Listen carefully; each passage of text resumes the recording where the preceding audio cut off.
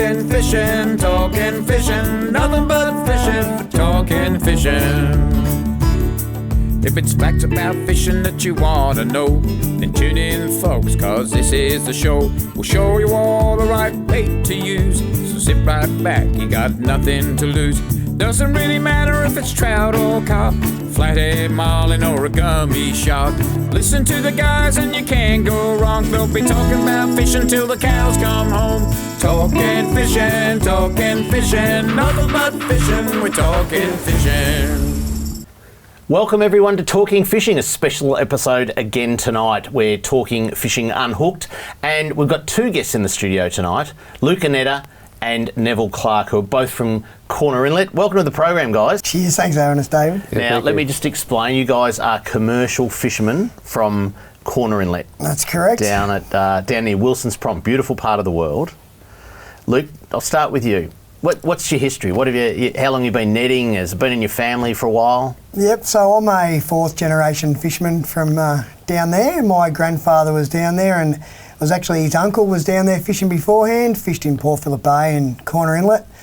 So my grandfather, then my father, and now I've taken over, and I've been in the game since I was sort of 14, 15 now. Wow. And so 20 years, and yeah, it's a lovely little spot. Neville? Yeah, how long have you been in the game? Oh, I've been around for a bit longer than that. No, I've been a licence holder now for about nearly 40 years, but I fished with my dad before that, and also had a grandfather in the fishery earlier, so I'm a third generation fisherman down there. And all at Corner Inlet? All at Corner Inlet, yeah. Wow. Yeah, well, I actually started my game down at Port Albert, but I later on moved down to Port Franklin, and now I fish out of there, but it's all in Corner Inlet. Yeah. We're going to talk a whole lot of things about Corner Inlet tonight, but one of the things is there's 18 licences down there. Yeah. Are most of the fishers, been in it for generations? Yep. There's a long history, isn't there?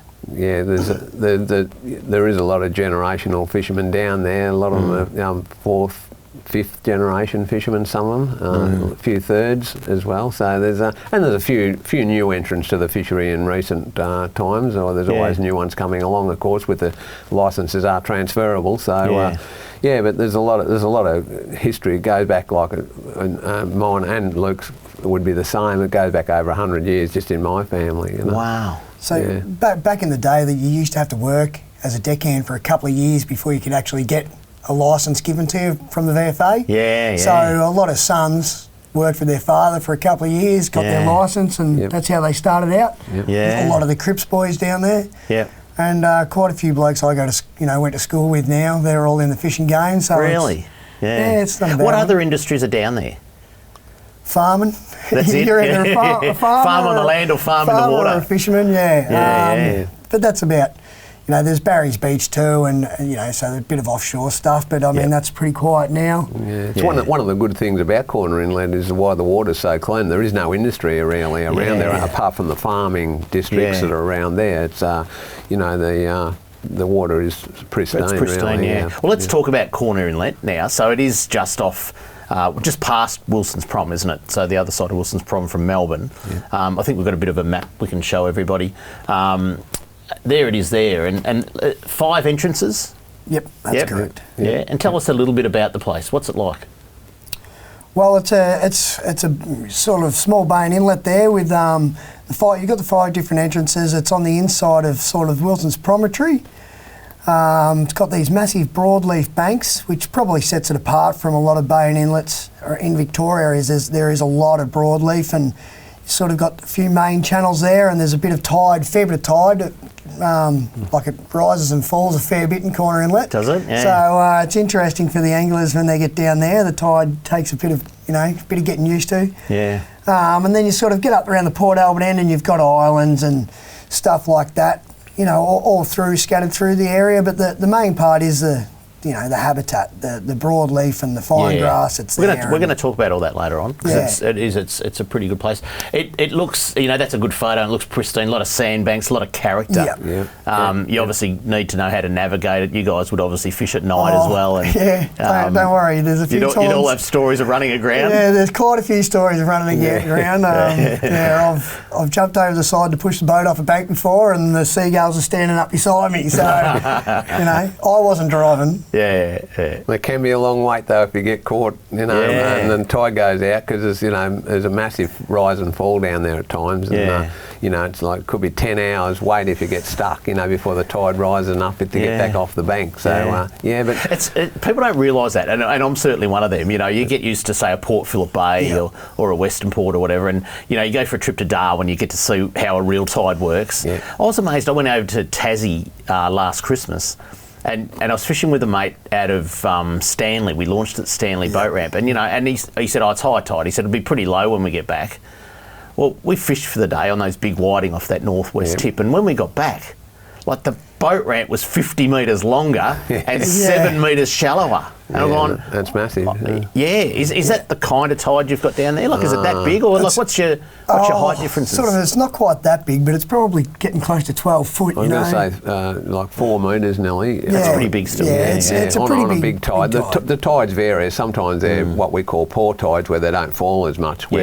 Then there's the hard running tides, which they do go right off, and you know, it's all about the moon and stuff that does that. We won't get into that, but there is quite a big fall, and you know, a bit of local knowledge is handy down there, because it's a series of, you know, deep channels and shallow seagrass beds, and that's the beauty of the place, and why it's so good.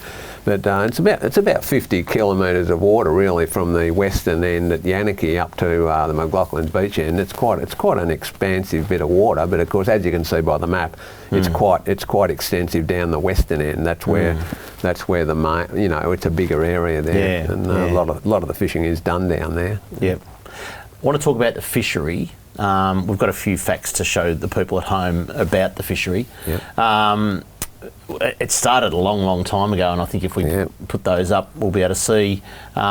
Started in 1840. Yeah, it's somewhere around there. As far as we haven't got. If someone actually took the record about there, but I know that, you know, that the originally started, you know, back in the gold rush days, when around when the gold rush was on, and the Chinese like community moved in down to Port Albert. There was a Chinese community, and a lot of the fish that were sought after back then were like yellow-eye mullet and Australian salmon and mackerel and those sorts of fish. They weren't, you know, it's changed. It's evolved a bit now. Little did they know they had rock flathead on their doorstep. That's right, exactly right. I don't know if that was a popular fish back in those days, but they used to sell a lot of the fish to the Chinese, and they dried the fish on racks, and then it was a source of protein to the goldfields. So it was important even back in those days. But of course, the fisheries evolved now, and of course, you know, King George whiting and garfish and southern calamari and rock flathead are probably the premium fish that are sought after down there now. I'm just reading some of these. So it's a limited entry fishery capped at 18 transferable licences. The main controls are size limits, which is the same for everyone, gear limits. So you have some gear limits on the length of your nets and that. We're going to talk about all that later. Restrictions on method and use, no fishing on weekends, which again we'll talk about later on. The weather, it's a limiting factor. Well, the weather's probably the main factor. So I reckon if I was counting the days fishing for the last month, I've probably got about 5. You know? Yeah, it's been... it just seems to blow there. I think we make the wind and send it all around the world down there. Like Wilson's Promontory is a great spot for wind. See, the bottom of the Prom's the southernmost spot of, you know, mainland Australia, you know, apart from Tassie. So it's it does get very windy down there, and it's a really good control to the fishery. I mean, when the recreationals can't go fishing, neither can we most of the time. So it's a pretty good control. The wind factor is what, it's not the rain or the sunshine. It's the wind, because I mean you just can't stay on the gear with the up to a certain point. You know, once it gets over 10 or 15 knots, it starts to struggle a bit to stay on the gear with the boat. So it virtually limits your days. You know. I'm looking at you too. Catches are naturally variable between 280 and 380 tonnes per year. That's a bit of variation depending on how much wind's blowing, probably. $3 million beach price. and a whole lot of flow-on benefits in supply chain and local employment. Daily catch and effort reporting, you guys are doing that now, and we'll talk about that later on. So it's, long history, sounds like a great fishery, and, usually, or in fact, if you wound the clock back even a year, even 2 years, I tell you what, a commercial fisherman wouldn't be sitting on a recreational fishing TV show, I can tell you. We're going to talk about why you're here too, that's good. But I hope you're enjoying this special episode of Talking Fishing. After the break, Luke and Neville return and we'll discuss what they catch, how they catch it, all that next on Talking Fishing. Talking Fishing. And the Antenna Award for the Best Live and Outside Broadcast Program goes to Talking Fishing. Thank you for having me on Channel 31, by the way. The only network that hasn't sacked me so far. Really? We've got an hour. Yeah. There's a few stars that have come from Channel 31, Who? Oh, Pete Hellier. As in, who? All right, guys, got Shane Dunlop here from Channel 31. He's the station manager. Shane, you want to have a chat to everybody? Yes, thanks, David. I just wanted to take a quick moment to, with all of you here, to congratulate Talking Fishing because you've won the 2021 Antenna Award for Best Live Program. Congratulations. Oh, wow. How good's that? Thanks, Shane. How good is that, everyone? Well, look at that. Kevin, I won't shake everyone's hand, but seriously, this is absolutely fantastic, and we won the 2019, we've won this one, 2021. I really got to thank the crew because, Adam, we just turn up here and talk fishing and that's all we do. But Jack, Heidi, Pat, Darby, Lewis, Kevin, our producer, who does tireless amount of work getting all the graphics, all the videos ready. It is a great team effort, and can I just thank you all because this is your award. It's absolutely fantastic. So thank you, everyone. Thank you for supporting us, and we'll keep talking fishing. Talking fishing, nothing but fishing, we're talking fishing. Nothing but fishing, we're talking fishing. Welcome back to Talking Fishing. Tonight, joining me in the studio is Luke, Anedda and Neville Clarke, two commercial fishermen from Corner Inlet. Now, guys, we've talked about what a beautiful part of the world it is, and you dabbled a little bit in what you catch down there, but just run through, what's the main species that you catch, Neville, down there? Well, these days it's the number one probably target species would and has been for quite a few years now is King George whiting. Yep. And then you've got your high prized other fish, which would be southern sea garfish, southern calamari, and particularly the rock flathead, like you've got showing there.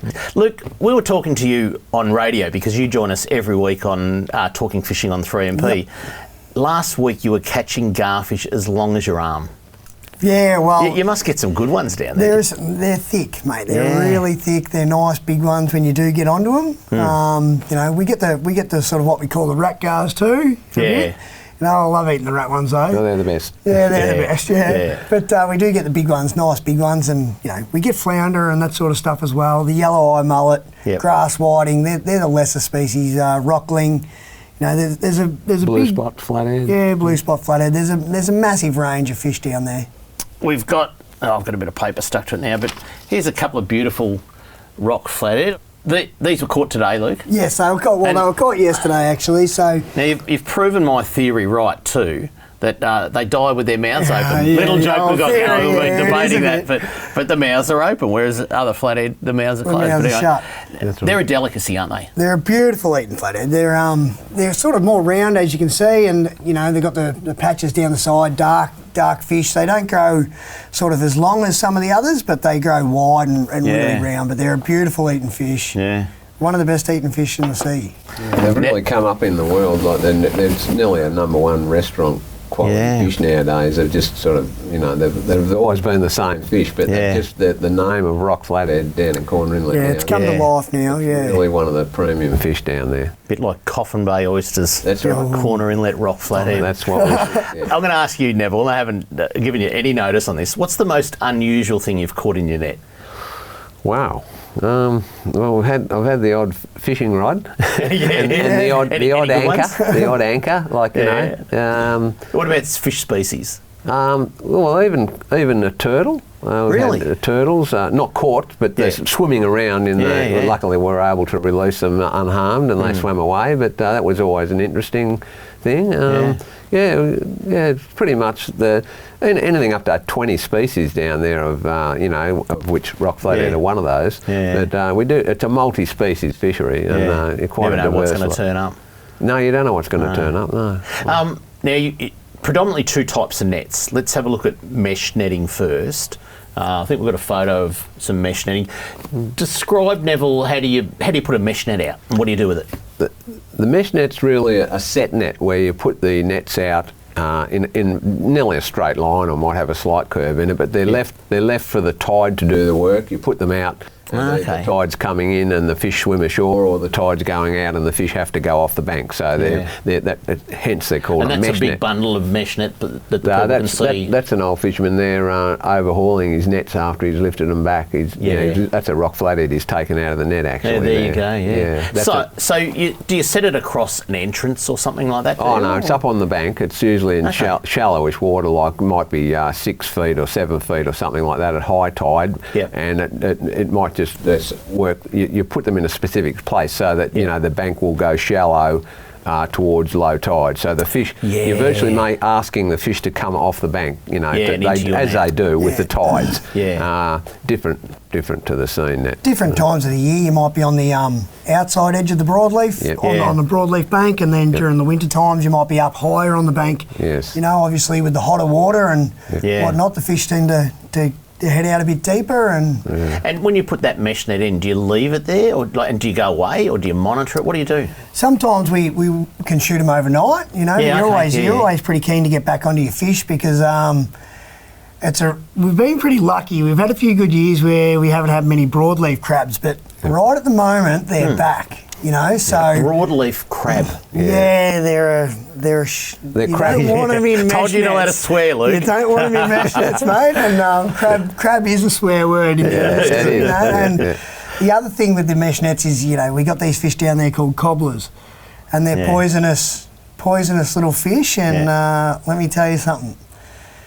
You'd rather have a kick in the knackers, I reckon, than a cobbler spot. Really? Yeah, they're not much fun. They're very painful. Yeah, and they get tangled up in the nets. Depending on the size of the mesh, they get tangled up, and they're a real hazard. And you can't avoid them. They're in the grass with the fish, so it's part of the game. But I mean, and the crabs are in the grass. They're part of the food chain, really. Even the rock flathead actually eat them. But, so what happens is when we have the winter months, we tend to when it's darker, you will leave the nets a bit longer. During the summer months, we're probably only leaving them down for 3-4 hours at a time, maximum, really, from sort of September all the way through to the end of December, and then we sort of normally put them away after January a bit. Well, in my case, I put them away after January. Once we get into January, it gets a bit hot, and I'm normally sitting up the Murray River anyway. So All right, let's move on to haul seine. That's a different type of net, different method, and we've got some photos here. I mean, the first photo, that's a pretty big net. Yeah, so we're allowed to have a 650 metre net, and it's designed so you pretty much shoot it in an arc and then tow it around into a circle, and then you pick up the bag end. So we might cycle through these. Here you go. So Neville, is that you? Yeah, that's right. That's at what we call the bunding up process, where we've anchored. By this stage, we started off with a 600 metre net. We towed that round and retrieved, under power of the boat, we retrieved sort of 500 metres, and then perhaps the last 80 to 100 metres you anchor the boat up, and that's a bunding up process where you're herding the fish into what we call a bag, which is like a big swimming pool where the fish are still live, and we get the... And that bag's part of your net, is it? It's part of the net, yeah. We herd them into there, and then it gives us, as you can see there, so here we're sorting them out with long-handled dip nets, and it's a great system because we're in good water, so the fish aren't too stressed, and we get the opportunity into bins. We get the opportunity to release the juveniles and unwanted species to swim away, which is So it's nothing caught in the actual net. That's all just swimming around inside, pretty much, and you're pulling it out live, unharmed. All ends up in the bag, pretty much. What we have got in Corner Inlet that's probably different to other bay and inlets gone by the wayside. we've got these purse rings with a rope that run around them, and when we sort of, as we're pursing her up, a big lead weight goes in the water. Yeah. We run the ropes through it, and what happens is it purses them up like this, and the fish it pulls them under the fish, and we can stay in depths of water, 5 foot of water. So there's always good cold water running through with the tide, so the fish aren't stressed. Then we can literally dip out what we want. Any juvenile fish goes over the side, any unwanted species back over the side, and it's all still alive. Yeah. So what we want to do down there is we want a good fishery, but we want to leave a smaller footprint on the area as possible. And it took a few years to get these nets right. They used to roll a bit, and you had a fair few headaches when first designing them. But we've been using this net now since the early 90s, really, and it's come a long way as far as how environmentally friendly it is. It's designed so that it just sort of goes over the broadleaf like this. It doesn't rip the grass out. The last thing you want to do is rip out the habitat that the fish live on. It's designed so that it just goes over the top of it like that, and then we get them around in a small circle, bunt them up. You take what you want, what you don't want, back over alive. And the whole process is done from the boat, so you're not getting over in the seagrass and trampling around or disturbing the grass like that. So it's a pretty environmentally friendly way of doing it. Yeah. If you wound the clock back probably 10 years, they'd just say, netters kill all the small pinkies, they're all left afloat, the pelicans eat them. It's certainly not happening in this case, is it? No, it's a sort of an old wives' tale, that one. We're killing all the fish, but it doesn't happen. And certainly in Corner Inlet, it doesn't happen. Like I said, we can keep the fish out into a depth of water where there's good, clean water going through them all the time. In the old days, we're talking real old days, they used to foot up, so a lot of the fish were dragged into the water, dragged into shallow water, 2 foot. You might have had some die then, but we certainly don't do that now, and it's a really good method of fishing. Actually, it's a great method. Yeah, you can be out in anything 4 to 6 feet, 7 feet even, and with the bag beside the boat, and you've got the fish. Nice and secure in there, and to be able to sort them, as I say, without getting stressed. It's a great system there. Yeah. All right, I'm going to take a quick break. Coming up next on Talking Fishing, I'm going to ask Luke and Neville about a great project that they've both been working on, next on Talking Fishing. Talking fishing. We know what you'd rather be doing. We know what you've really got in mind. We know you'd rather be out fishing. And today's the day you're gonna wet a line. 'Cause every day's a good day. Stop wishing. Every day's a chance to drift away. Drift away. Every day's a good day for fishing. See you down at Tackle World today.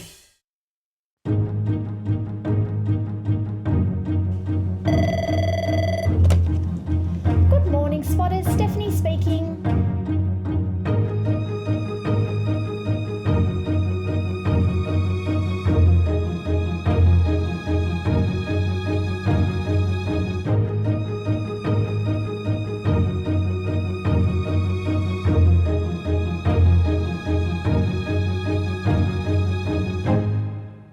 Talking fishing, nothing but fishing. We're talking fishing, nothing but fishing. We're talking fishing. And welcome back to Talking Fishing, a special episode tonight.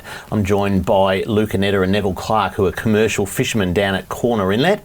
And we're just chatting about the fish and the lovely rock flathead and all that sort of stuff, but which is actually making my mouth water because, it's way past dinner time. Where do your fish go? What do you do? You come in at the end of a day's or night's fishing. Where do your fish go, Luke?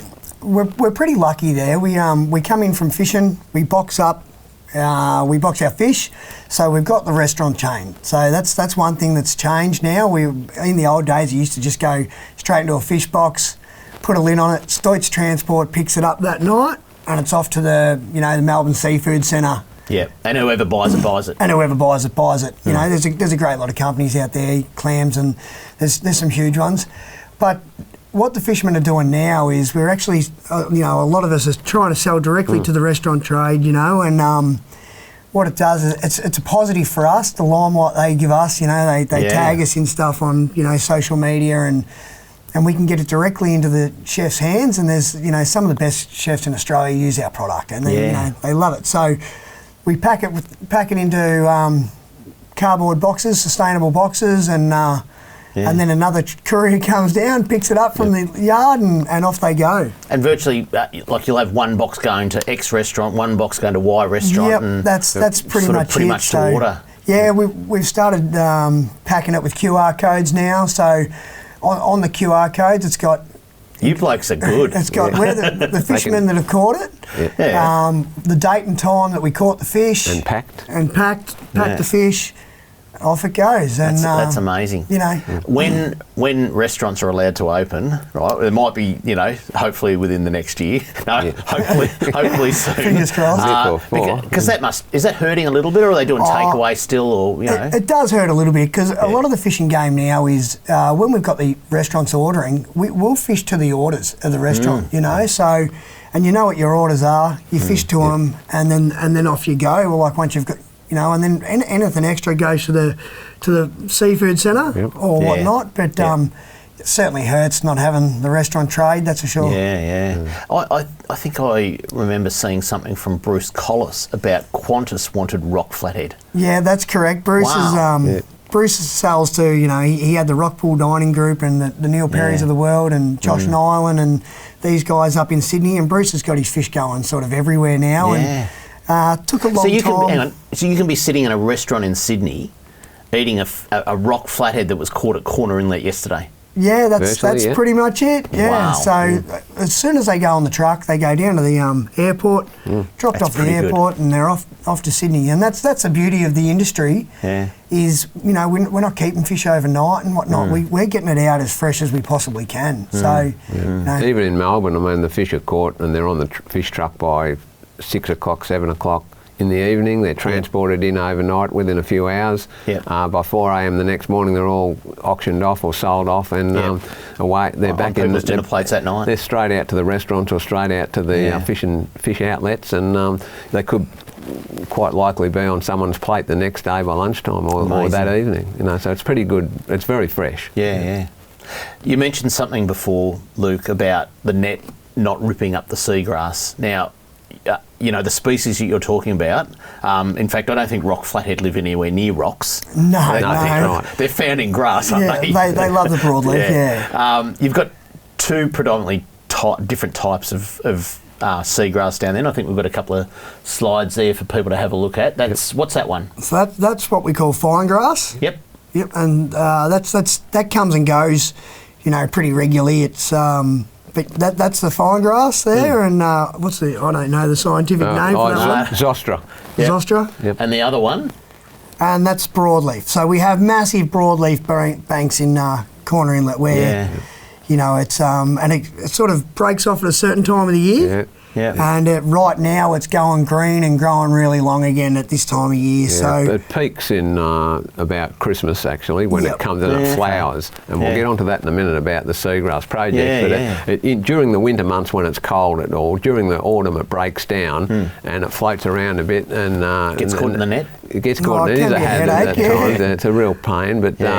Then it's a yearly cycle, so that, you know, by July it's all it's down to a stubble, what we call stubble, and then by this time of the year, by September, they just start to get that little bit of warmth in the water. It seems to know about it, and away it grows again. Just like any plant on land. Basically, exactly the same, and flowers. It doesn't flower every year, so it's a bit of a strange one. We're sort of still working that out, but not every year does it flower, but when it flowers, it can flower big time, and there's massive amounts of seeds floating around. Now, have you had years where there's been a lot of seagrass wiped out? You know, I mean, there's been big losses in Western Port at times. There's been losses in Port Phillip at times. Do you get that down there? Well, we don't have super huge losses of seagrass really, but we did notice a couple of years back that there was a bank in Port Albert, and it had started to go a bit, you know, like there wasn't much grass left on it. It was always a broadleaf bank, you know, always had broadleaf on it. And we realised that the sea urchins were moved in on the bank,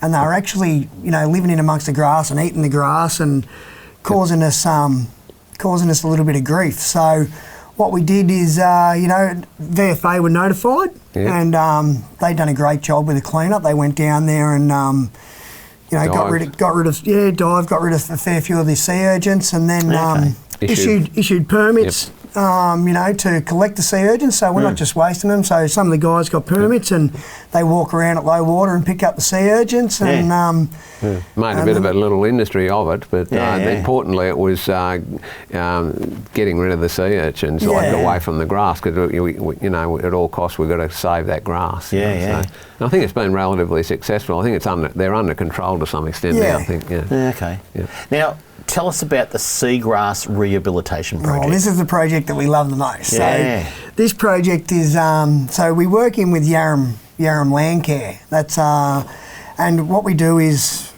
we pretty much started out as an idea, and we collect the seeds. So when the flower seeds, and it floats on the surface, and it's in a little capsule, and the capsule floats along until it sort of degrades, breaks open, and this little spiral seed goes down. So what we do is we collect the seeds. How do you collect them? Well, we just using dip nets. The same dip nets that we use for sorting the fish. They're pretty handy for just going along beside it. Like you get a big slick of them. There could be thousands of seeds in one slick, like 3 or 4 metres wide by anything up to 1 kilometre long at times. When, as I say, there were massive amounts of seeds. So we can collect, several boxes, anything up to cubic. Yeah. So when we're coming in from fishing and we see it floating, we'll grab it and we put it in a box of water with, and just collect the seeds as we go. And we've got tanks that we then go and put the seeds back on land. So you get into the jetty. Are they hanging off the pier? No, they're actually they're actually sitting on the jetty, and we've got pumps circulating the water in there until the seed goes. And then, so in the meantime, we get sandbags filled, big. What are they, sort of... Like Hessian bags? Hessian bags. Long sausage sort of bags, We go and lay them out on the seabeds where we look at the map, we decide where we're going to put it. Yeah. We go out and we lay them in long lengths like this, then we get back with the seed at low water and we sort of sprinkle the seed out over it, and it lands in between the sandbags. Yeah. So what happens is with some of the seed, sometimes you get big winds and it might blow out the inlet. Yeah. So you lose it. So we can actually now put it where, in places that used to have seagrass or where it's going thin and it's world renowned. It's proven. We've grown more seagrass in Corner Inlet than a lot of other places that have tried. There's a fair bit of interest in this project, and we love this project because it's something that we can take our hat off to, and it's close and to, it's ongoing every year, sort of in the warmer months. When I say that the seagrass or the broadleaf peaks around Christmas, and then soon after, I think, is it that sort of starts to flower. Yeah, and the naturally float to the top, and then there's all these slicks. We contain them in the tanks, and then it only takes a week or 2 weeks or so for them to fall out of their husk to the bottom. We collect the seeds out of the bottom of the tank and take them back out and disperse them over these areas where we're trying to rehabilitate. And amazing. They just sit there in amongst those bags, and so it's every year this is going to go on. Yeah. And the best part about it is it's not just our sector now. The recreational sector's involved. We had tourism boats from around Wilson's Promontory, and some community members too. Community members. So it's it's a really good project for our little area. All right, got to take another break. Hope you're enjoying this special episode of Talking Fishing Unhooked with Luke Anedda and Neville Clarke. After the break, we're going to discuss what rules these guys operate under and how that is changing. Next on Talking Fishing. Talking Fishing. G'day, Callan here from Paul Worsland's Tackle World Kramer. Supercharged batteries have been supplying maintenance-free marine batteries since 2001. The Seamaster Gold range is second to none, delivering superior starting power and reserve capacity. No need to top up with water, truly a fit and forget battery. With up to 2 years replacement warranty, you know you have quality. Your battery is your lifeline. Without it, you're dead in the water because it's bloody hard to push start. I've got a Seamaster battery in my boat. Make yours a Seamaster Gold today.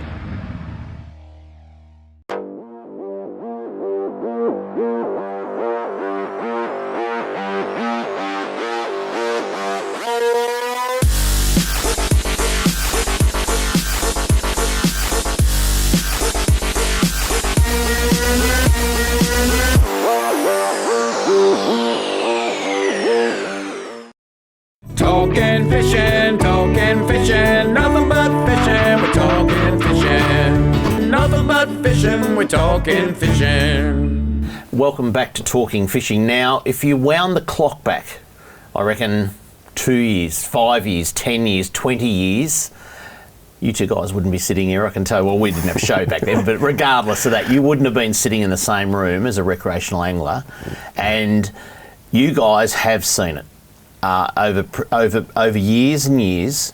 You know, places like Malakuta, Anderson's Inlet, Lake Tyers, Western Port, Port Phillip Bay, Gippsland Lakes, the netters are gone. Gone because the recreational anglers in their big numbers spoke to governments and said, we want the netters out. You know, they're destroying the seagrass. They're killing all the small pinkies. They're working, you know, the grounds that recreational anglers want to work on weekends, when we want to go and have a fish, you know. And I'll be honest, I saw it for myself. This was on an Easter Thursday about 10 years ago, and I was camping down on the Mornington Peninsula.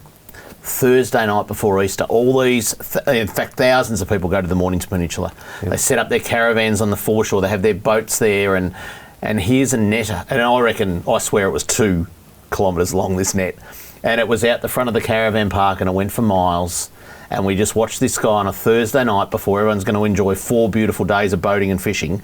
And he just took the lot. And I'm going, how can this be happening in beautiful, you know, Melbourne, Port Phillip Bay, pristine waters of Rye and Blair Gowrie, you know, and that turned me off netters. Now, I didn't know any facts about who did what and who was who in the zoo, but the one thing that never ever happened was the 2 parties never spoke, you know. So leading into, you know, and you look at the last 2 elections, I mean, Daniel Andrews and the other side, Matthew Guy, and before him was, I'll remember his name, it was Ted Baillieu, and then it went to whoever it was that took over. They used to play a lot more swapsies than any other state premiers.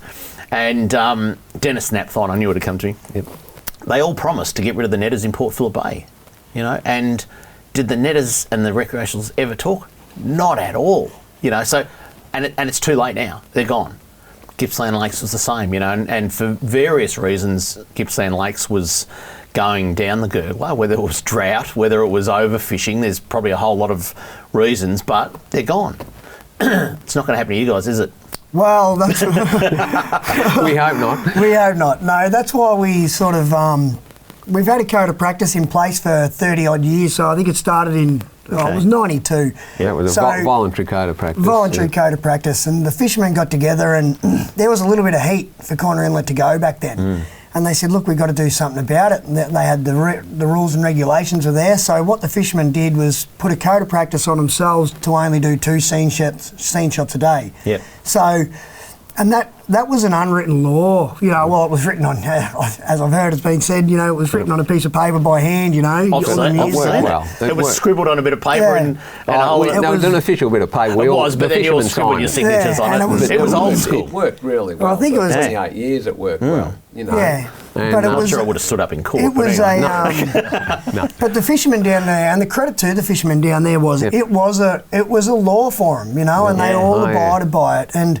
sort of in recent times, you know, we've had guys who have been brought out of Port Phillip Bay and been brought out of the Gippsland Lakes join the Corner Inlet fishery. How did they like the code of conduct? Well, that was sort of one of the reasons why we went to the VFA and how the rec sector and the commercial sector started working together was we were asking the minister to put our code of practice into regulation. We just thought it was time, you know. We had a few people that didn't want to sign, and we want to keep the place, you know, as socially acceptable as possible. So that's how the 2 sectors got working together. You know, we sort of lobbied the minister, and then the VFA put out a fisheries notice.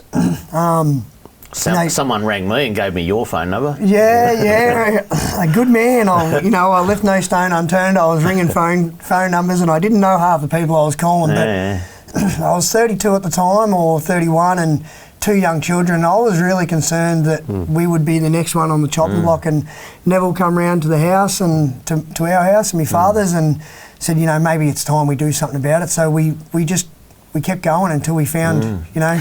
Well, the reality is, Luke, you know, when Gippsland Lakes was bought out after the 2018 election, there was a lot of people saying there's only one left. That's Yeah, right. that's There's exactly only right. one bay and inlet commercial feeling fishery like- left. We Yeah. were feeling very much so like the 100 species, don't worry. And Yeah. we knew that we whilst I said there, our code of practice worked really well for those years.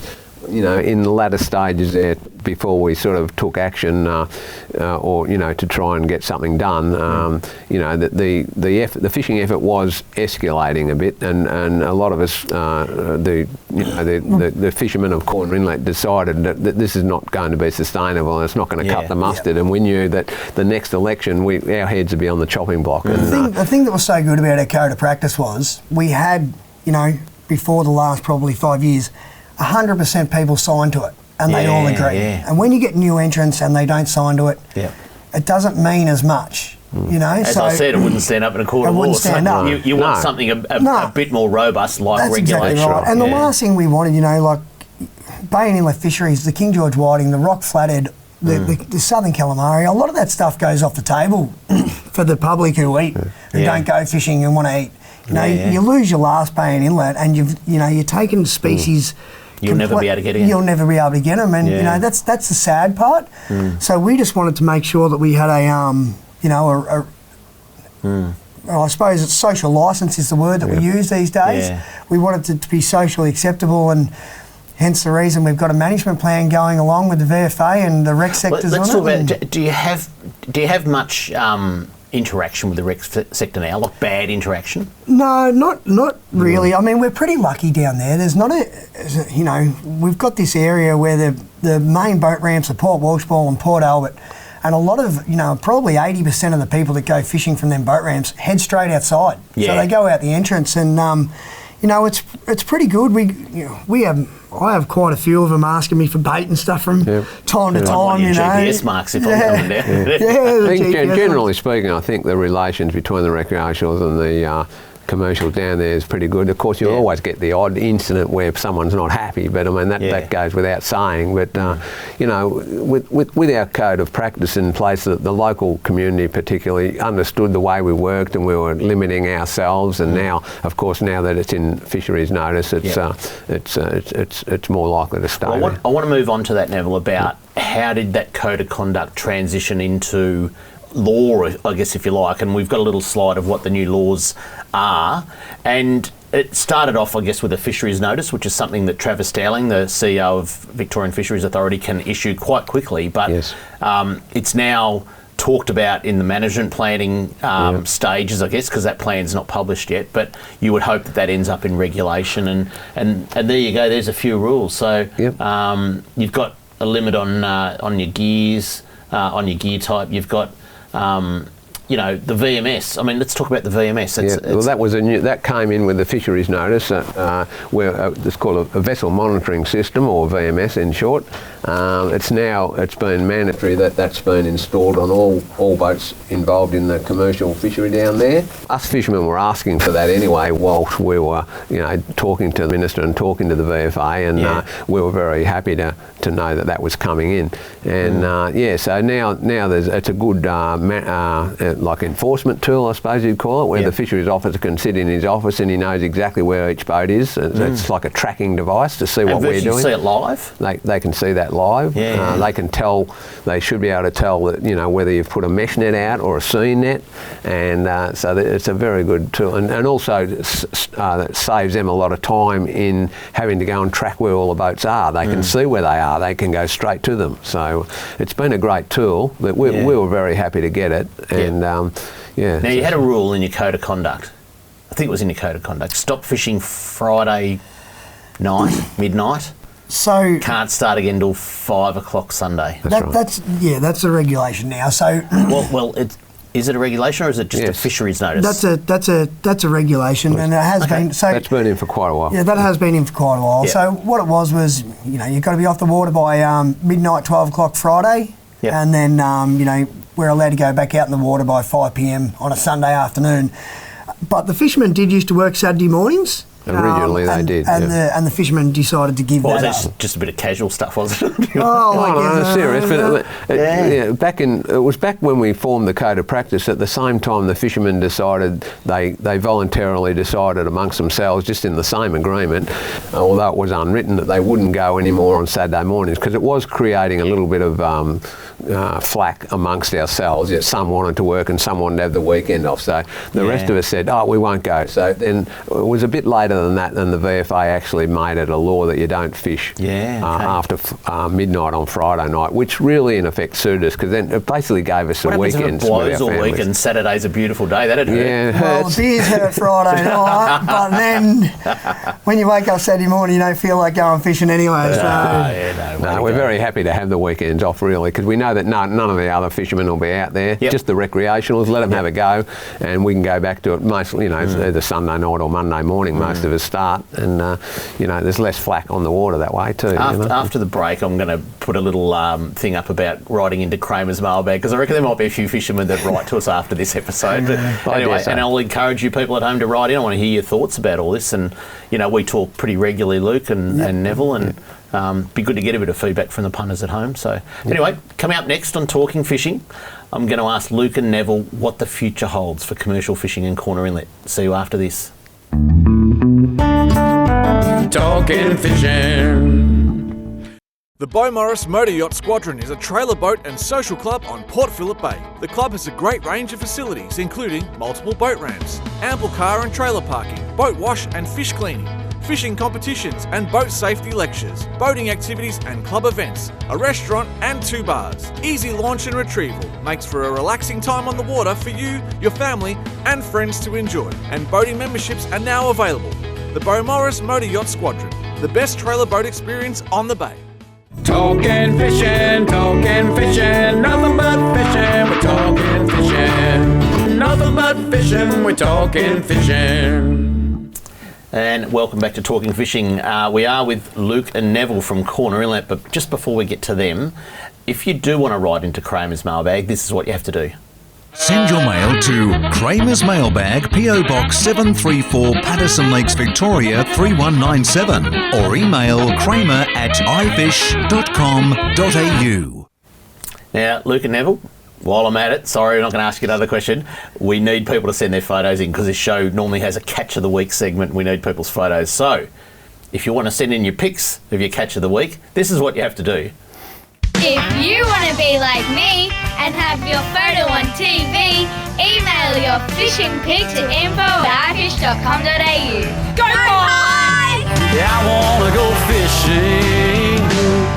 Neville, if I was to ask you where do you want to be in 10 years, I know you'll say caravanning around Queensland probably. But anyway, if they let Melbourne in 10 years' time, because God knows what this COVID's going to do to the world. I mean, we hope it all snaps back pretty quickly and we get back to normal. But where do you want to see the fishery in 10 years' time?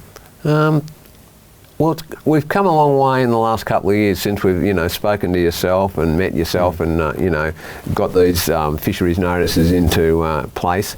We would hope that the fisheries notices are enshrined in law and go into regulation in futures, because we truly believe that will ensure that the commercial fishery is sustainable. And we can't see why the fishery can't just go on from there. And of course, we always want to communicate and talk to the VFA and groups like Future Fish about the fishery as we go forward. We value the relationship that we've developed with yourself and the VFA and the Minister even. We think that if we can continue along those lines, we see the fishery being in good shape. Of course, the fishermen have got to make sure that they remain and demonstrate to the public that they are sustainable, and as we feel we are now. But we see the future's pretty bright. Luke, any changes you want to see? Is there something that you just go, gee, I wish we could do that. I wish we could do that because that'll help in the future as well. No, look, I'm just looking forward to, we want the more data and the research that we do on our fishery and stuff with VFA and working with these guys. Because you're tagging flathead, aren't you? We tag the rock flathead at the moment, and with the university, and we actually put these little trackers in them, and a few more projects like this. We want the data to be right there, so that it's sustainably minded, and And that's about it. I just want to be able to go fishing with my son. There's a little thing going on though that we haven't mentioned, is that over the last few months, the Commonwealth trawlers have, or we think, targeted aggregating big King George whiting that could be your breeders, could be the, They weren't congregating around the time to watch TV and watch the Olympics, were they? They, for some other reason, and the Commonwealth trawlers went and got significant tons in a very short period. Are you worried about that? Look, it's a concern. I would like to work in with the trawl sector to come to some sort of arrangement. As we know, it's the last bay and inlet, in Victoria, our little Corner Inlet. Yeah. And if we have a bad year of King George whiting down there, the rec sector isn't going to blame the trawl industry They'll blame at the you front. blokes. They're going to blame us blokes, and it's sort of a bit cutthroat for us. Yeah. So we'd like to see something done, Maybe a bit of research on those fish that are swimming certainly. out there to see if they are. I believe anyway. I don't know, but there could be breeding grounds out off the prom there, which are very important to the sustainability of the Corner Inlet fishery. One of the problems is though, you do research, it might take 1 or 2 years, and meanwhile you've wiped out. I don't know how many tonnes it was. I think it was maybe 7 or 8 tonnes or something like that, wasn't it? It was something like that. And in a very short period of time, well, they may only be there for a very short period of time, I think the scientists, and certainly I had a session with Greg Jenkins, who is, probably the most expert. knowledgeable person on King George whiting in the world, and Exactly. he said the beauty of Port Phillip Bay and Western Port's breeders is no one actually really knows where they are, but they think where they are is really inaccessible, so people can't fish them. If someone's found an aggregating breeding population of big King George whiting and they're targeting them with a trawl, we could be in trouble down at Corner Inlet. Whether they're breeding out there in that particular spot or on their way to breed, the same importance relies on those fish for the next generation of King George whiting. So it is a concern. It would be good to put some precautionary measures in place right now until we could get some research done. But that's sort of outside our jurisdiction. We are concerned about it. It's also worth noting that there's a zero take for Tasmania and a zero take for South Australian waters, so I just wonder why Victoria's got a take from the commercial trawl fishery. But anyway, we'll leave that subject there. Reckon you'll still be fishing in 40 years, Luke? Oh, I hope so. The back will be sore. You love it though? I do love it. Yeah. It's one of them though. You're out there in the wild and you're catching fish and it's great on a sunny day. Both of you eat fish? Oh yeah. What's your favourite, Luke? Oh, I like flounder. So, Oh, we didn't talk about flounder. I don't know if we've got much time left. Favourite fish? Oh, probably garfish and flounder and rock flathead's always a favourite at home with my wife. I know that. The kids love it. Luke, you got 20 seconds to tell us how good a flounder. You catch them, don't you? Oh, we catch them, we do catch them, mate. Pan-fried, crispy skin, bit of lemon, salt. Mate, they're beautiful. And are they prolific down there or only there for a certain time of year? Or they turn up sort of when it gets warmer. You get a few more. More prevalent in the warmer months. You do get them all year round. They are. They're certainly better during the warmer months. Yeah. Amazing. I mean, people used to flounder all the way around Port Phillip Bay. I'm sure there's the odd person that does, but you don't hear about them anymore. No. And young Adam, the co-host normally on Talking Fishing, I was saying to him the other day, we talked about it on radio, that you used to get in the pub flounder and chips, and you just don't get it anyway. But hey, can I thank you guys for coming in, Luke, Neville? Really appreciate your time. It's been a great hour, and really appreciate it. And it's like I said, you wouldn't have been doing this a few years ago, but it's been an enjoyable hour. And really thank you for your time. Glad to talk to you anytime, David. That's it. That's it for Talking Fishing. We hope you enjoyed the show. Next week we're back to a normal program at the new home of Channel 31. So until then, until we see you again next Tuesday on Talking Fishing, please stay safe on the water if you're lucky enough to be able to go, and enjoy your fishing. Talking fishing, nothing but fishing, we're talking fishing. We got all you need, just take a look. Watch those fish jump on your hook. So just relax and take your time. Enjoy the show, then drop us a line. Talking fishing, nothing but fishing, we're talking fishing.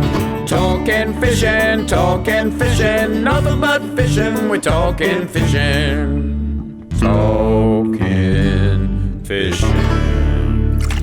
And have a good weekend, Mr. Walker. You too, son.